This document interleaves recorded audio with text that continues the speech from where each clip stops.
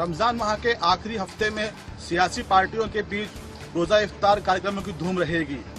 परिवहन मंत्री यूनुस खान के बाद अब बीजेपी, कांग्रेस और मुख्यमंत्री वसुंधरा राजे के यहाँ इफ्तार पार्टी का आयोजन होगा। इससे पहले शुक्रवार को दिल्ली में आम आदमी पार्टी ने इफ्तार पार्टी कर कार्यकर्ताओं की भीड़ बुलाई थी। फुटबॉल मैच में पुर्तगाल ने क्रोएशिया को 1-0 से हरा तो दिया, लेकिन रोनाल्डो ने अपने प्रेमी को निराश किया। रोनाल्डो इस यूरो कप में गोल करने में नाकामयाब रहे।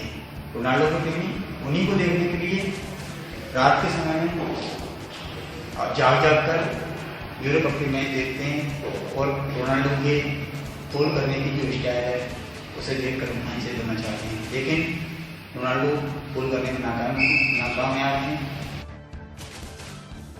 पिछले वीकेंड रिलीज हुई उड़ता पंजाब ने हाल ही में 50 करोड़ का बिजनेस बना लिया है। वहीं इस शुक्रवार को रिलीज हुई रमन राघव, जुनूनियत और शोरगुल में से रमन राघव ने 1 करोड़ का बिजनेस कर लिया है। देश भर में माना जा रहा है 770 सिनेमा घरों में ये फिल्म रिलीज हुई थी और इस वीकेंड पे विशेषज्ञों का मानना है कि जुनूनियत को लोग ज्यादा पसंद करेंगे। अब हमें तो सोमवार की रिपोर्ट का इंतजार रहेगा। देखना ये होगा कि रमन राघव और जुनूनियत में से किसकी भारी टक्कर होती है।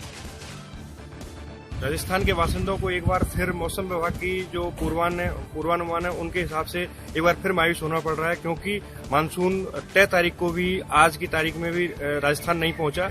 अब 28 तारीख का समय बताया जा रहा है कि 28 तारीख को राजस्थान में दस्तक देगा। वहीं राजधानी जयपुर में दिन और रात का तापमान अब बढ़ने लगा है, जिससे लोग गर्मी से बेचैन होने लगे। वहीं एक तरफ मौसम विभाग ये भी कह रहा है कि जिस तरीके से मानसून में देरी हो रही है उससे यह भी माना जा रहा है कि एक अच्छे वेग से मानसून आएगा और तेज बारिश होगी और ज्यादा बारिश होगी इस बार। पर मौसम विभाग दूसरी तरफ यह भी एक स्वीकार करता है कि मानसून अगर तय समय पर नहीं आता है तो बारिश होने की संभावना कम होती है। गेंडा तस्कर प्रकरण के मामले में पुलिस ने अनुराग ठाकुर के घर और गोदाम की तलाश ली, जहां से उन्हें कई एंटीक आइटम वगैरह मिले, जिनकी बाद में पुरातत्व विभाग ने सूचीबद्ध किया। सूचीबद्ध करने के बाद अब जांच में सामने आया है कि ये जो एंटीक वस्तुएं हैं वो ऐसी जगह से चुराई गई है जो कि सुनसान स्थानों पर बनी हुई है या जिनकी सुरक्षा को लेकर कोई व्यवस्था नहीं है। विभाग इन एंटीक वस्तुओं को अब अपने पुरातत्व या जो पर्यटन स्थल है उनमें सजाने की तैयारी करने में जुटा हुआ है। 3 साल की बच्ची के रेप के बाद अब ट्रांसपोर्ट नगर पुलिस ने सुरक्षा व्यवस्थाओं की स्थिति जांचना शुरू कर दिया है। ट्रांसपोर्ट नगर तिराहे से लेकर आगरा रोड तक जितने भी सीसीटीवी कैमरे हैं उनकी जांच शुरू की गई है। इन कैमरों में पुलिस को कुछ कैमरे खराब मिले हैं। इन सीसीटीवी कैमरों को जल्द ही बदला जाना है। भारतीय जनता पार्टी 26 जून के दिन को काला दिन के रूप में मनाती है। 26 जून 1975 को प्रधानमंत्री इंदिरा गांधी ने देश में आपातकाल की घोषणा की थी। काले दिवस के ऊपर आज भारतीय जनता पार्टी के प्रदेश कार्यालय में एक संगोष्ठी का आयोजन किया गया है। इस संगोष्ठी के अंदर केंद्रीय मंत्री रामविलास पासवान के साथ दूसरे नेता शामिल होंगे और भाजपा नेताओं को आपातकाल की स्थितियों के विषय में जानकारी देंगे। ताल कटोरे के पास स्थित प्राचीन शिव और हनुमान मंदिर के परिसर में दिन रात गायों का जमावड़ा बना रहने से ये मंदिर कम और गायों का तबेला ज़्यादा लगता है। स्थानीय निवासियों के कई बार नगर निगम में शिकायत करने के बावजूद इस पर कोई कार्रवाई नहीं हुई है। गायों के कारण यहाँ आने वाले श्रद्धालुओं को काफ़ी परेशानी का सामना उठाना पड़ता है। गायों के यहाँ दिन रात रहने से गंदगी का अंबार लगा हुआ है, जिससे चारों तरफ बदबू फैली हुई है। भीलवाड़ा शहर में शनिवार रात तेज बारिश के साथ उठे अंधड़ ने शहर के कई हिस्सों में नुकसान पहुंचाया। हालात ये रहे कि विद्युत लाइन अंधड़ को सहन नहीं पाई और टूट के आ गिरी। वहीं साइन बोर्ड मकानों के बाहर लगे छत टिप भी उठ के नीचे आ गिरे। इससे शहर के कई हिस्सों में आवागमन प्रभावित रहा। वहीं देर रात तक बिजली गुल रही। दूसरी तरफ मुख्यमंत्री की यात्रा को लेकर शहर एवं जिले भर में की जा रही तैयारियों पर भी पानी फिर गया। इस अंधेड़ से यहाँ मेडिकल कॉलेज के उद्घाटन को लेकर बनाया डोम भी नीचे आ गया। वहीं कलेक्ट्रेट समेत विभिन्न हिस्सों में जो स्वागत तैयारी की जा रही थी उनको भी भारी नुकसान पहुंचा।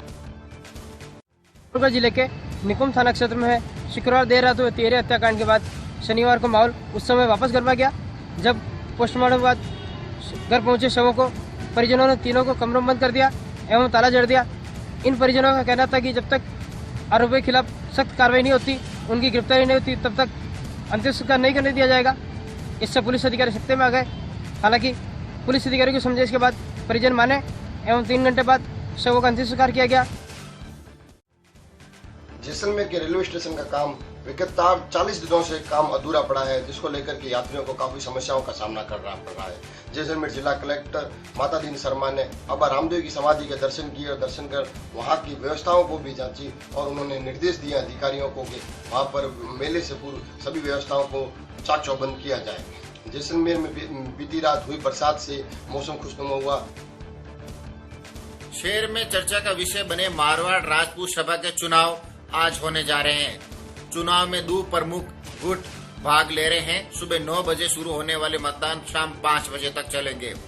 वहीं दूसरी ओर प्री मानसून के चलते हुई बारिश में जोधपुर जिले में 17 चिंकारे घायल हो गए हैं। सभी घायल चिंकारों को वन विभाग के रेस्क्यू सेंटर में लाया गया है, लेकिन चिकित्सकों के अभाव के चलते वन विभाग ने पशुपालन से इसमें इलाज के लिए मदद मांगी। प्रतापगढ़ जिले के अनोद कस्बे में बावड़ी की सफाई करने के लिए उतरे 2 श्रमिकों की गैस रिसाव से मौत हो गई, जबकि दोनों श्रमिकों को बचाने के लिए उतरे आधा दर्जन श्रमिकों की हालत भी बिगड़ गई।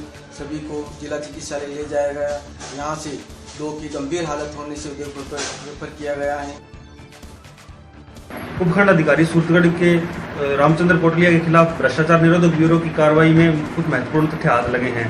एसीबी की टीम को उनके बीकानेर स्थित आवास से लॉकर की चाबियां मिली हैं। एसीबी टीम आज लॉकर खोलकर ये देखेगी कि लॉकर में क्या महत्वपूर्ण दस्तावेज रखे हुए हैं। इसके अलावा उनके सरकारी आवास, आड़त की दुकान पर भी महत्वपूर्ण दस्तावेज मिले हैं।